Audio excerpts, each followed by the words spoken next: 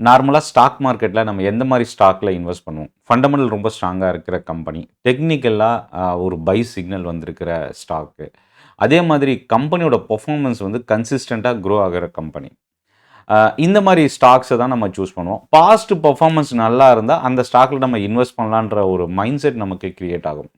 ஆனால் இந்த வீடியோவில் நம்ம என்ன பார்க்க போகிறோம்னா, லாஸ்ட் 3 இயர்ஸில் பெர்ஃபார்ம் பண்ணாத ஒரு சில கம்பெனிஸ் பார்க்க போகிறோம். இதில் முக்கியமாக லார்ஜ் கேப்லேயும் ஒரு சில ஸ்டாக்ஸ் இருக்குது. எதனால் இந்த கம்பெனிஸால் பர்ஃபார்ம் பண்ண முடியல? அதே மாதிரி இன்னொரு விஷயம் என்னென்னா, பாஸ்ட் ரெக்கார்ட் கண்டிப்பாக ஃப்யூச்சரில் ரிஃப்ளெக்ட் பண்ணுன்னு சொல்ல முடியாது. ஏன்னா பாஸ்ட் ரெக்கார்ட் ஒரு சில ஸ்டாக்ஸ் பார்த்திங்கன்னா கடந்த 5 இயர்ஸில் மோர் தென் 200%, 300%லாம் ரிட்டர்ன் கொடுத்த கம்பெனிஸு அதுக்கப்புறம் அந்த மாதிரி ரிட்டர்னை அவங்களால ரிஃப்ளெக்ட் பண்ண முடியல. ஏன்னா இது ஒரு cyclical business, demand and supply மாறிக்கிட்டே இருக்கும். அதனால் ஒரு கான்ஸ்டண்ட்டான க்ரோத் எந்த கம்பெனியாலும் கண்டினியூஸாக கொடுக்கறது கொஞ்சம் கஷ்டமான ஒரு விஷயம். ஸோ அப்போ வந்து பாஸ்ட் ரெக்கார்டில் நல்லா பர்ஃபார்ம் பண்ணலன்றதுக்காக ஃப்யூச்சர்லேயும் இந்த ஸ்டாக்கு பர்ஃபார்ம் பண்ண வாய்ப்பு இல்லை அப்படின்றத நம்ம சொல்ல முடியாது. ஏன்னா இந்த ட்ரெண்டு மாறுறதுக்கும் வாய்ப்பு இருக்குது, நெகட்டிவ் சென்டிமெண்ட் பாசிட்டிவாக டேர்ன் ஆகிறதுக்கும் சான்சஸ் இருக்குது. ஸோ அதனால் என்ன ஸ்டாக்கு நீங்கள் சூஸ் பண்ணணும் அப்படின்றத கம்பெனியோட ஃபண்டமெண்டல் டெக்னிக்கல் அனலைஸ் பண்ணி நீங்கள் ஓனாக டிசைட் பண்ணுங்கள். ஸோ இப்போது நம்ம பார்க்க போகிற ஃபஸ்ட்டு ஸ்டாக்கு, இதில் வந்து என்னென்னா இந்தியாவில் இருக்கிற largest IT company TCS. Absolute return last 3 இயர்ஸில் வந்து பார்த்திங்கன்னா 0.5% ரிட்டர்ன் பண்ணியிருக்கிறாங்க. ஒவ்வொரு குவார்ட்டர் ரிசல்ட், அதோட டிவைடன் அமௌண்ட்டு இதெல்லாமே தொடர்ந்து கன்சிஸ்டண்ட்டாக கொடுத்துட்டு இருந்தாலும் ஒரு நியூட்ரல்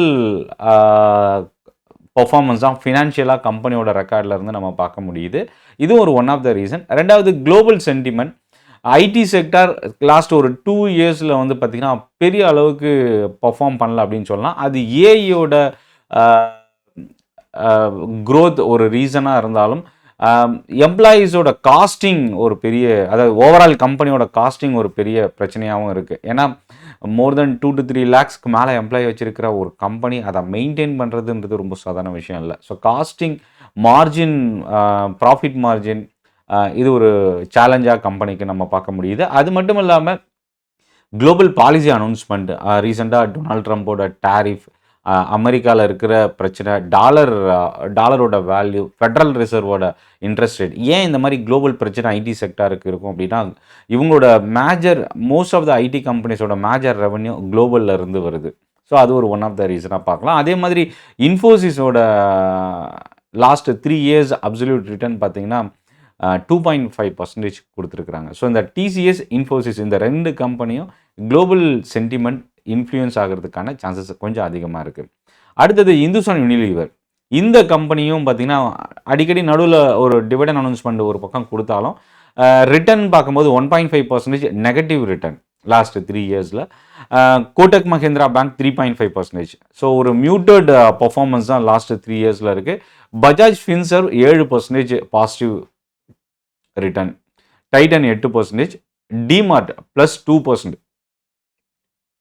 ஸோ ரீசெண்டாக இதில் நம்ம 3 வருஷம் அப்படின்னு வரும்போது 2020 கோவிட் பேண்டமிக்லேருந்து நம்ம வெளியில் வந்திருக்கிறோம். ஸோ பழைய க்ரோத் நமக்கு ஸ்டார்ட் ஆனதுன்னு பார்த்தீங்கன்னா 2023-24 அப்புறம் தான் ஒரு ஸ்ட்ராங்கான அந்த பிரச்சனையிலேருந்து நம்ம மீண்டு வர்றதுக்கு 1 to 2 இயர்ஸ் எடுத்துக்கிச்சு அப்படின்னு கூட சொல்லலாம். ஸோ அது ஒரு ஒன் ஆஃப் த ரீசனாகவும் இந்த கம்பெனிஸ் வந்து ஸ்ட்ரகிள் ஆகிறதுக்கு ரீசனாக பார்க்கலாம்.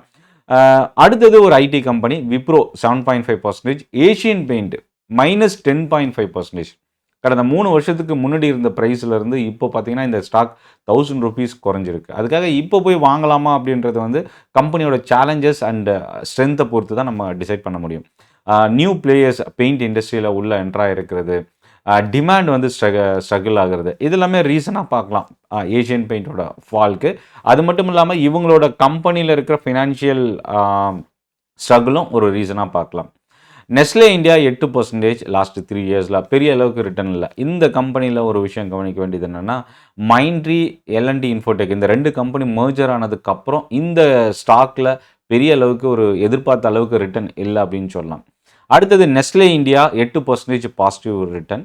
பிடிலைட் வந்து ஒரு 2020க்கு முன்னாடிலாம் பார்த்தீங்கன்னா இந்த ஸ்டாக் வந்து ஒரு அபரிமிதமான வளர்ச்சி, கம்பெனியோட ஸ்டாக் ப்ரைஸ்லையும் சரி, கம்பெனியோட வளர்ச்சியிலையும் சரி, ஒரு மல்டிபேக்கர் ரிட்டர்ன் கூட இன்வெஸ்டர்ஸ்க்கு இந்த ஸ்டாக் கொடுத்துருக்கு. பட் ஆனால் அதுக்கப்புறம் பெரிய அளவுக்கு இந்த கம்பெனியில் ரிட்டர்ன் இல்லை அப்படின்னு சொல்லலாம். ஸ்டாக்கோட ப்ரைஸ் அப்ரிசியேஷனில் பெரிய அளவுக்கு இல்லை. 3% positive return. Ambuja cement. Ambuja cement Adani group take over பண்ணதுக்கப்புறம் பெரிய அளவுக்கு இம்பாக்ட் இல்லை அப்படின்னே சொல்லலாம்.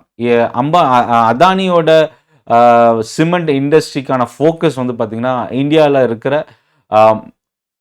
மார்க்கெட் ஷேர் வந்து தொடர்ந்து இன்க்ரீஸ் பண்ணணும். நம்பர் 1 சிமெண்ட் கம்பெனியாக இந்தியாவில் ரீச் பண்ணணுன்ற டார்கெட், அதுக்கான ஃபோக்கஸ், முன்னெடுப்பு இதெல்லாமே அடுத்தடுத்து ப்ராசஸ் இருந்தாலும் பட் அதுக்கு ஒரு ஷார்ட் பீரியடில் இதை ரீச் பண்ண முடியுமான்றது ஒரு பெரிய சேலஞ்ச் அப்படின்னு சொல்லலாம். இன்னொன்று ரியல் எஸ்டேட் இன்ஃப்ராஸ்ட்ரக்சர் துறையை டிபெண்ட் பண்ணி இருக்கக்கூடிய சிமெண்ட் இண்டஸ்ட்ரி தொடர்ந்து ஸ்ட்ரகிள் ஆகிட்டு இருக்கிறதும் ப்ரைஸ் வேரியேஷன்ஸும் ஒரு ரீசனாக பார்க்கலாம்.